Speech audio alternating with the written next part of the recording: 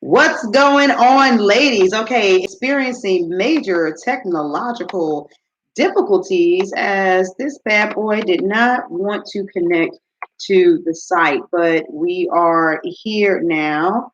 And now it's saying that it will not process my URL to put in to embed the video. So I guess they just gonna be all up on me. There we go. Let's see.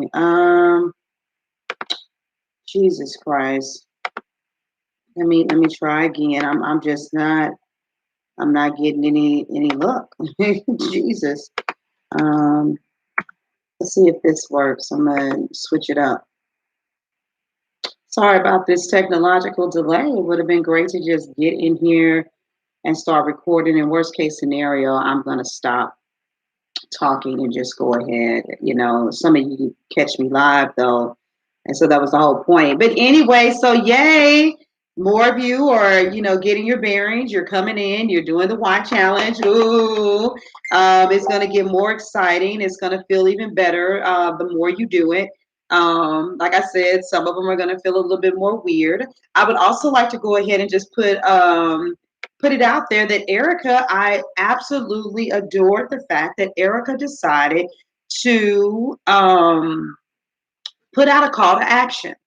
And I'm going to talk to you all just a little bit about call to actions first because I want to help you all with this. So the beautiful thing is that she put in a call to action. The only thing that she didn't do was that she didn't put the link in. She was like, hey, you guys, follow, just look up Design Diva, follow it, blah, blah, blah, blah, blah. And so I do want to just tell you all that whenever you tell someone to do something and there is a clickable link involved in it or any searching, you don't want anybody to have any more steps than they have to have. And so you always put the link in there. Not doing so, if people have to look, search, or find, they'll forget. And some of you, you don't even have your picture up. You have, and I'm not knocking this, but maybe you have your logo up for brand recognition. Maybe they don't really know your logo yet. And so they may type in what you've said, but then they get a plethora of results. And so which one is it? Or like me, August Crenshaw, somebody forgets the E. So I told you to go to augustcrenshaw.com, but you misspelled my name. And so there's so many different glitches. And so always go back. One of the things you can do, whether you're on your phone or your device, you could always copy the link and have it ready so that you can put it in the comments as you're saying it. Some people may jump up off of your video to go find it right then and there so that they don't forget. But the bottom line is that it's still an option for you too. And just remember, and I love the fact that she told him, she was like, hey, go to my business page and follow me. That was absolutely beautiful. There was nothing wrong with that. That's a call to action. Go get my freebie, buy this product, put comments below, tell me how you're feeling. All of these things are call to actions.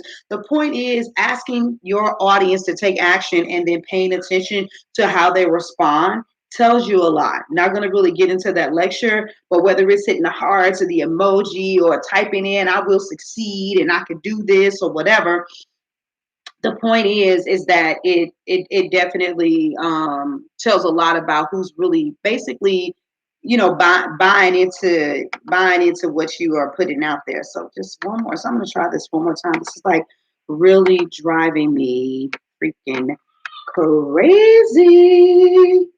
Why won't it just load it? So anyway, that's okay. I'll come back. So today, 3 is the void in the industry. This is a really, really good topic. So a lot of your why has to do with the void in the industry. And I don't know what that void is or what it looks like for you, but I'll tell you what it looked like for me. When I really got into this business thing, I realized that a lot of people were skipping business foundation fundamentals. So you were telling people, come on in and create a signature product. Come on in and create your opt-in. Come on in and get ready to build your list and 10x your income. But it was like, okay, but I wonder how many people were confused and didn't know the difference between MailChimp, Aweber, or Infusionsoft, and which one should you use? Did they even need to invest in it right away? And could they have done it manually? The basic things with understanding how to identify what your unique selling proposition is. identifying who your ideal client is, dealing with a whole bunch of things that matter structurally. I was so grateful that most of my launches failed. I had 3 failed launches before somebody bought into my group program. But I'm like, man, I didn't have my automation together. A lot of my links were broken. My website didn't act right. And every single time I would go back and just look and kind of envision somebody being a part of the process, I would realize a part of my process was broken. It was going to be, you couldn't justify or explain and give technological difficulties as the reason for a lot of the things that were going wrong with my business, were going wrong with the way that I had stuff set up. As I have gone and grown, I've noticed a void in the industry for being very sensitive to the needs of Black women. There are plenty of other people that are out there that have products and they say that they specifically are for Black women. But the void for me was that I didn't see it. You know what I'm saying? And the one that I did see it with, that's a whole other story because we're going to say that for later on with peeping the competition. But no. We can go ahead and bring this in because I changed this. I did recognize one Black woman in particular, but because she had taken that approach of get them in, have them, charge a lot of money, get paid what they worth, and all of this stuff, her business model was more like what white people wanted.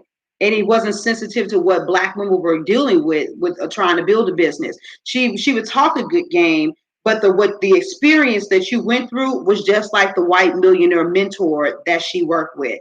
And so she lacked a lot of sensitivities towards the African American community. And unfortunately, I did watch that Black woman fold. I did. She actually had developed a complex as if she was better, than some of us. And I respected her because I had met Brother Bedford in this season in my life. Brother Bedford respected her, and so unfortunately, she didn't work with him though. And she actually began to distance herself from him. And this is like going into a whole other part, but eventually, some things change and she started coming back around. So I don't watch her journey though to see if she's rebounded. But that's the void in the industry for me. Foundational business tools. I saw the void of not really serving the needs of the African American community. I saw the void of intimacy. People, I used to always, I don't say it as often, but I used to always talk about the human element. And that's why, for those of you that are coming to the Business Mastery Summit or you're speakers in the summit, that's why we have the live panel discussion. That's why so much is done with the women in the background that are speakers to help them connect and get to know each other. Because I don't want this just to be another digital product where you can say, hey, I was a part of this, just click a link. I still want the essence of humanity in it. And so people have felt almost like they were at a live event, even though it was an online experience.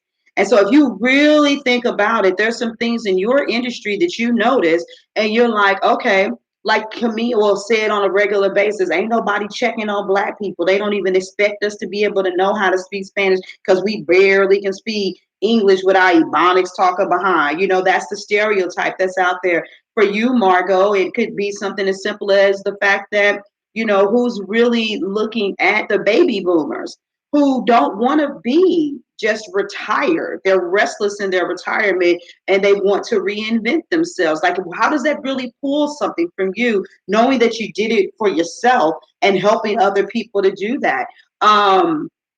What is Erica? Even with you, what does that look like with you? With your process, is it the way that you get the information for people, your assessment? What makes your process different when you're doing a website? Is there something else added to your skill set that makes it more than, like you said, like I know for you, it's not just the templated, process. It is, how do we make this unique, 100% original? You start out with a white wall. You know what I'm saying? And then you make magic happen and truly customize it. And so a lot of people out there may be saying that they customize websites, but they really don't. They just put customized information, and almost all the websites kind of have a general look or feel, and it's about the same. Or like you, I noticed that you're really big into the securities, regulations and stuff like that. And I can honestly tell you that the person who did my website, she was really big on connecting. She was really big. Her process was really thorough about making sure that that ideal client experience could happen based on the way that my website was made and the copy was written. But she was not really big on SEO, and she definitely was not really big or concerned on regulatory issues.